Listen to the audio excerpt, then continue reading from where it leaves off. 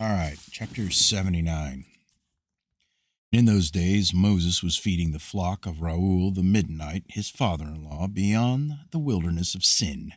And the stick which he took from his father in law was in his hand. And it came to pass one day that a kid of goats strayed from the flock, and Moses pursued it and came to the mountain of God, to Horeb. And when he came to Horeb, the Lord appeared there unto him in the bush, and he found the bush burning with fire, but the fire had no power over the bush to consume it.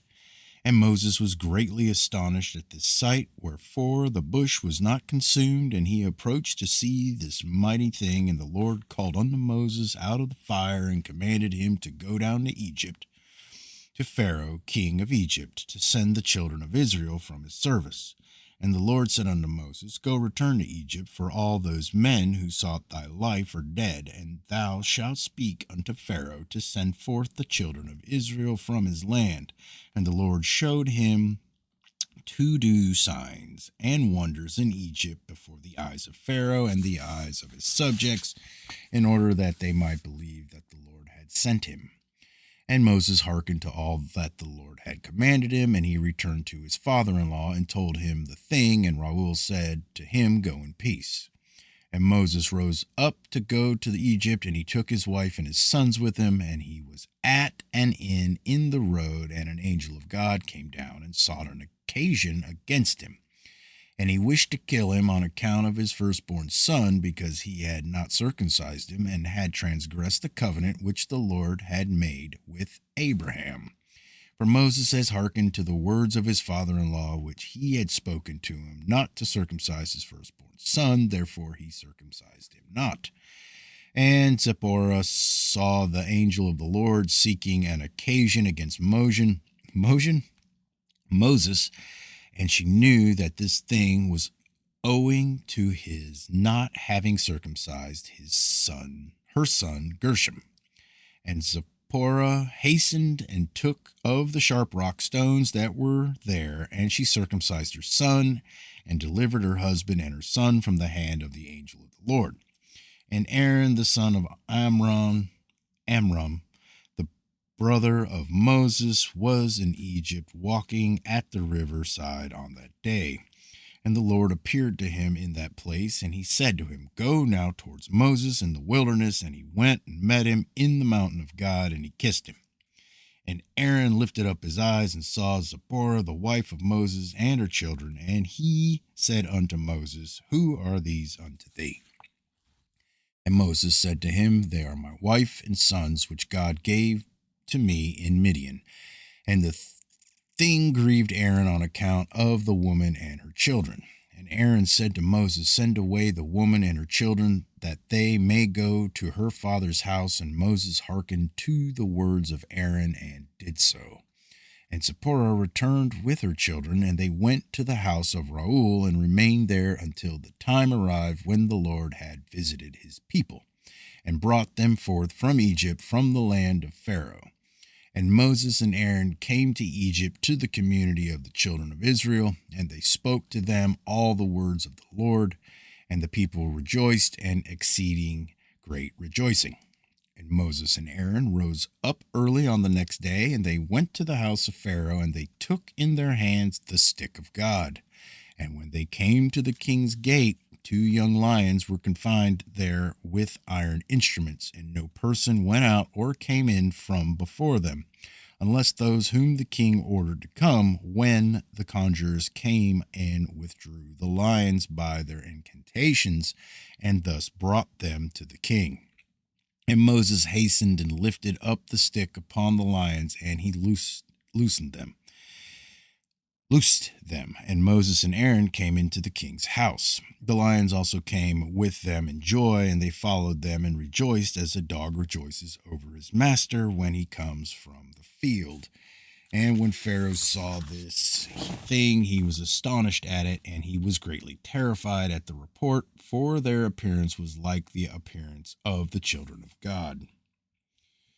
And Pharaoh said to Moses, What do you require? And they answered him, saying, The Lord of the Hebrews has sent us to thee, to say, Send forth my people, that they may serve me. And when Pharaoh heard their words, he was greatly terrified before them, and he said to them, "Go today and come back to me tomorrow." And they did according to the word of the king. And when they had gone, Pharaoh sent for Balaam the magician, and to James and Jabris his sons, and to all the magicians and conjurers and counselors which belonged to the king, and they all came and sat before the king. And the king told them all the words which Moses and his brother Aaron had spoken to him. And the magicians said to the king, "But how came the men to thee on account of the lions which were confined at the gate?" And the king said, "Because they lifted up their rod against the lions and loosed them, and came to me, and the lions also rejoiced at them, as a dog rejoices to meet his master." And Balaam the son of Beor the magician answered the king, saying, "These are none else than the magicians like ourselves. Now therefore send for them, and let them come, and we will try them." And the king did so. And in the morning Pharaoh sent for Moses and Aaron to come before the king. And they took the rod of God, and came to the king, and spoke to him, saying, "Thus said the Lord God of the Hebrews, Send my people, that they may serve me." And the king said to them, "But who will believe you that you are the messenger of God, and that you come to me by his order? Now, therefore, give a wonder or sign in this matter, and then the words which you speak will be believed." And Aaron hastened and threw the rod out of his hand before Pharaoh and before his servants, and the rod turned into a serpent. And the sorcerers saw this, and they cast each man something rod upon the ground, and they became serpents. And the serpent of Aaron's rod lifted up its head and opened its mouth to swallow the rods of the magicians.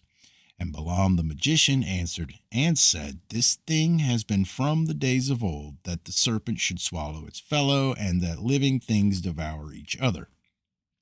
Now therefore restore it to the rod as it was at first, and we will also restore our rods as they were at first. And if thy rod shall swallow our rods, then shall we know that the Spirit of God is in thee, and if not, thou art only an artificer like unto ourselves."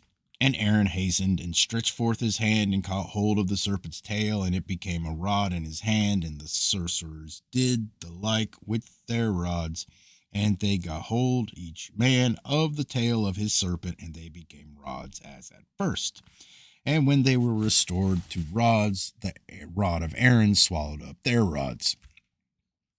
And when the king saw this thing, he ordered the book of records that related to the king of Egypt to be brought. And they brought the book of records, the chronicles of the king of Egypt, in which all the idols of Egypt were inscribed, for they thought of finding therein the name of Jehovah, but they found it not.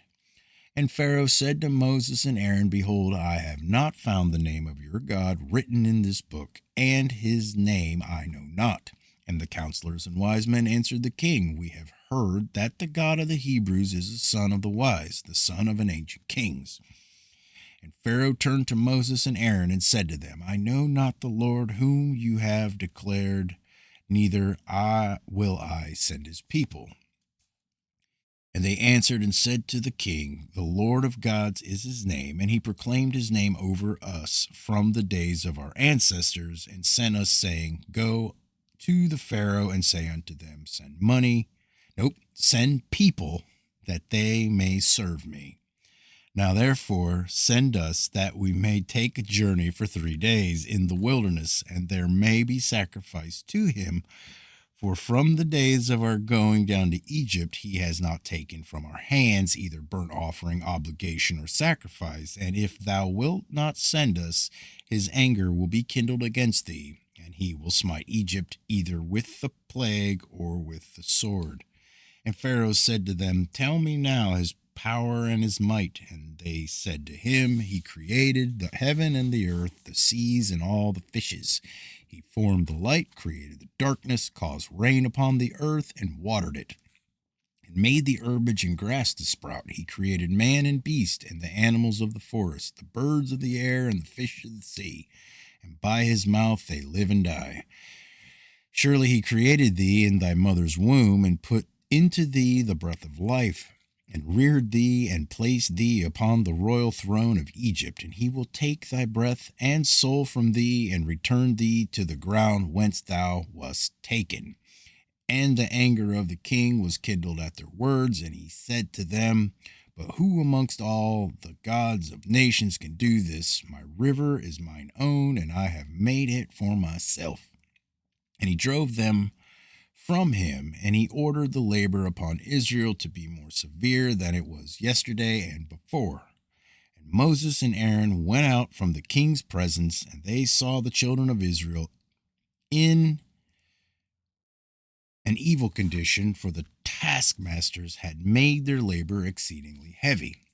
And Moses returned to the Lord and said, Why hast thou ill treated thy people? For since I came to speak to Pharaoh what thou didst send for me, he has exceedingly ill used the children of Israel.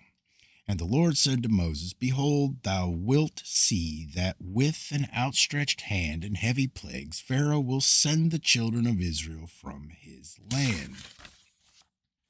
And Moses and Aaron dwelled amongst their brethren, the children of Israel in Egypt. And as for the children of Israel, the Egyptians embittered their lives with the heavy work which they imposed upon them.